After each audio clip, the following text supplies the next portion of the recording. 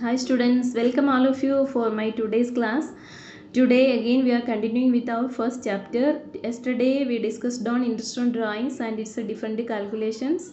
So today interest on drawings, one more calculation is remaining, and along with that we will discuss on some other topics like a manager's commission, rent paid to a partner, interest on partner's loan, and charge against profit and appropriation of profit. So these are the small topics remaining. After this only we can prepare the main accounts of the partnership business. So just we'll go through this. So first, interest calculation for quarterly drawings. So quarterly drawings means in a year how many quarters are there. So in each quarter the partners withdrawn the money, then how to calculate it. So under this method also there are three cases. Case 1, drawings made in the beginning of each quarter, and case 2, drawings made at the end of each quarter, and case 3, drawings made in the middle of each quarter. So we will see one by one. Case 1, drawings made in the beginning of each quarter. So quarter means 3 months. So 1 year, 3 months we will accumulate and call it as quarter. So in one financial year contains 4 quarters. So first quarter is April to June, second quarter July to September, third quarter October to December, fourth quarter January to March. So average period equation, yesterday also I told you, time left after first drawings plus time left after last drawings divided by 2. So when if the drawings are made in the beginning of each quarter, beginning means April, first quarter April, second time July, so third time October, and fourth time January month. These are the months they withdrawn amount. So first withdrawal is done on April. So April first means, after April how many months are remaining? 12 months are remaining. So last withdrawal is done on January. After January to March 3 months are remaining. So 12 plus 3 divided by 2, 15 by 2, we can say 7.5 months. So through example we'll discuss. Mr. A withdrew 20,000 at the rate of 10% in the beginning of each quarter. So 20,000 into 4 times he withdrawn 20,000 means 4 times he withdrawn into 10 by 100 into 15 by 2. So when you write 15 by 2, you put 1 by 12 also. So it will be 5,000. Then next case 2, drawings made in the middle of each quarter. So here also average period equation is same. So first time left after first drawings, middle of the quarter, you listen properly, because middle means first is April, May, June. So middle will come in the month of May. So otherwise you can see middle of the quarter means 3 months together. One quarter full 90 days are there, means 3 months together 90 days. So half of it will be the middle. So half means 45 days. So 45 days means when it will come? April full 30 plus 15, May 15. So May 15 will be the first drawings date. So after May 15 how many days are remaining? 0.5 in May 15 and another 10 months remaining till 31st March. So May 15 to 31st March, 10.5 months are there.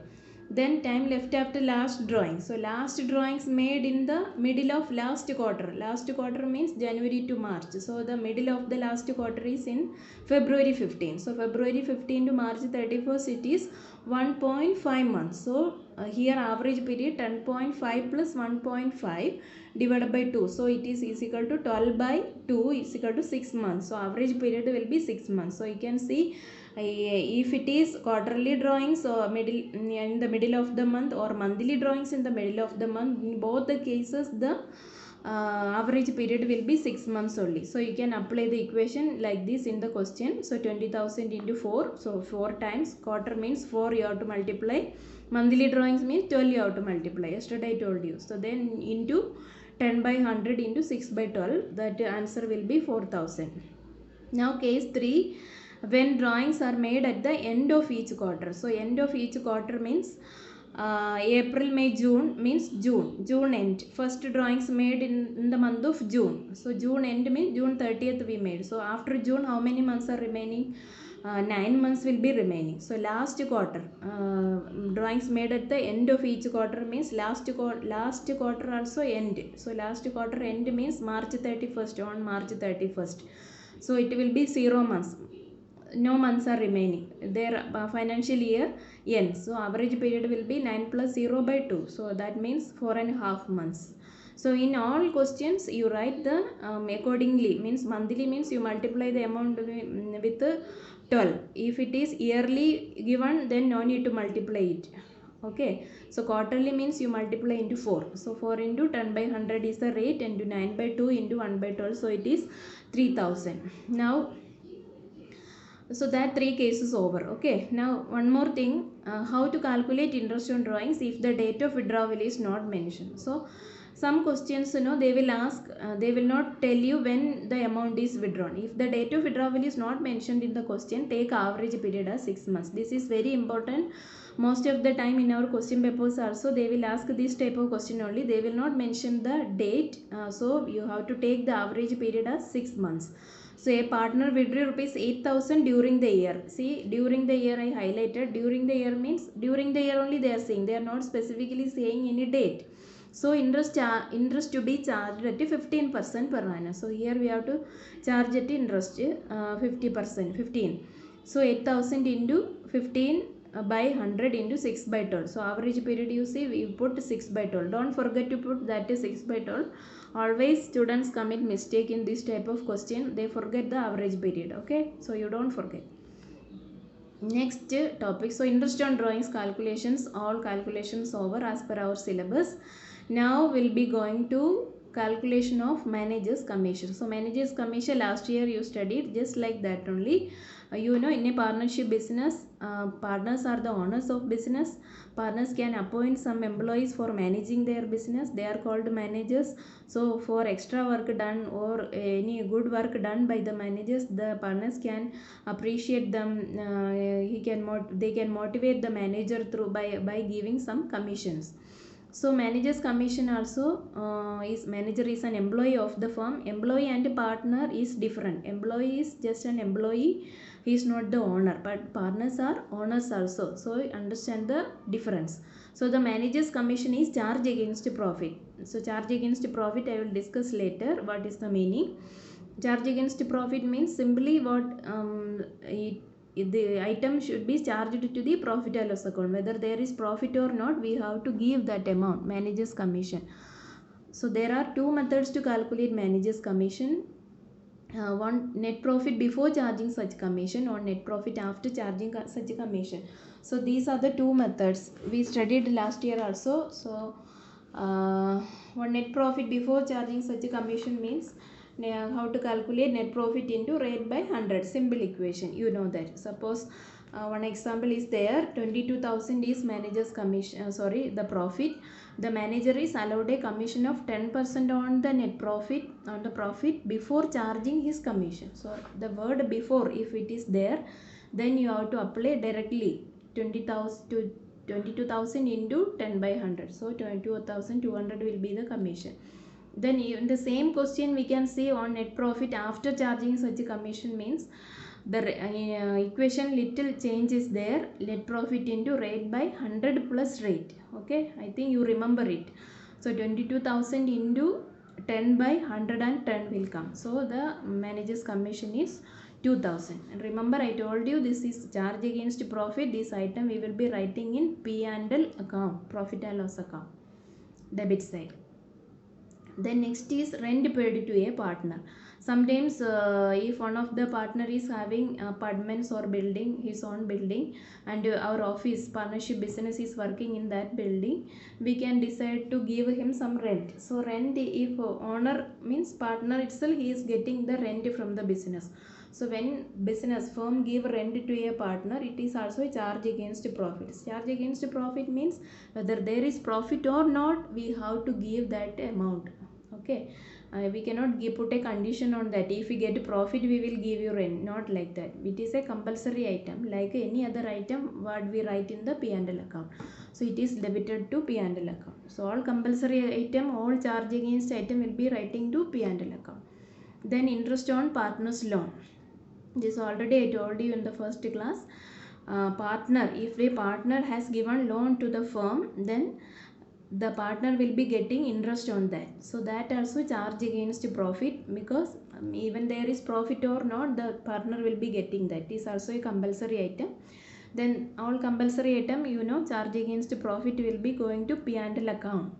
If no rate is agreed upon by the partners, it will be charged at 6%. So if no rate is mentioned, if no rate is specified in the partnership deed, 6% loan you have to calculate. Okay, so don't forget it. Don't think that rate is not given like that. The rate will be 6% if no rate is given in the question or no rate is agreed upon by the partners.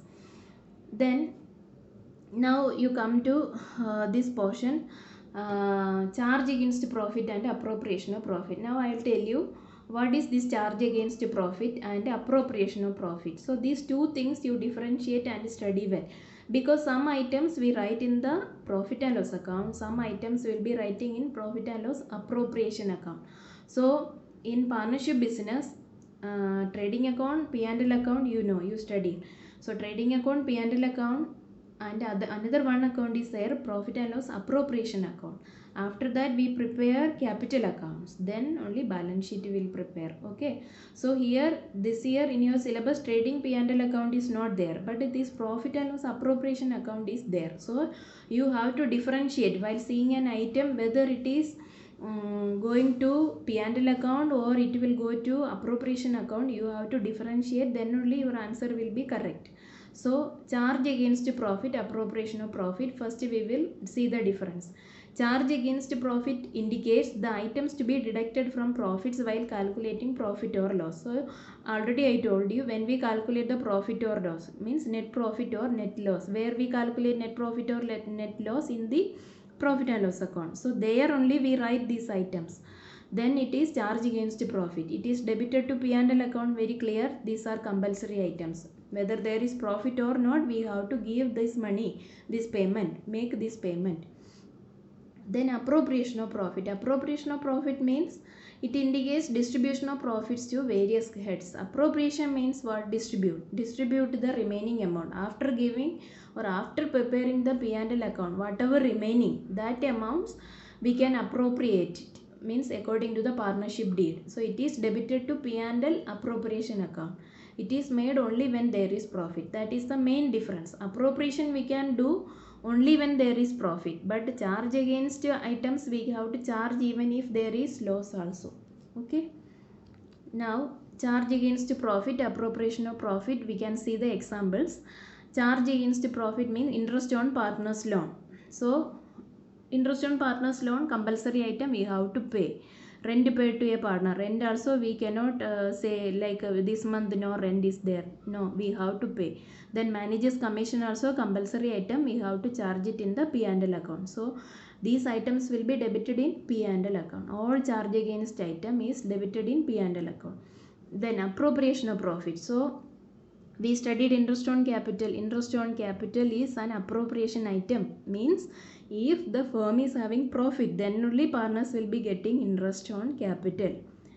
Indeed, it is written interest on capital is allowed 6% something.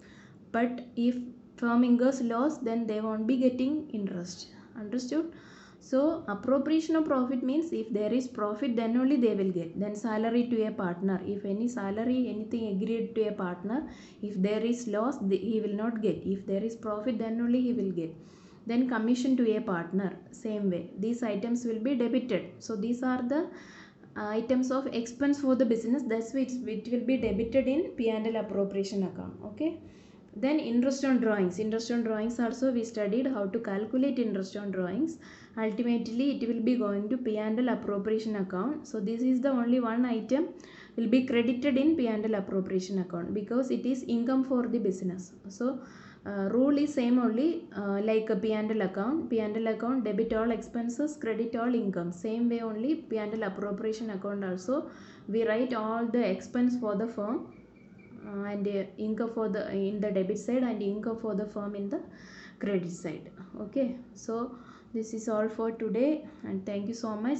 You study it everything from beginning to this class.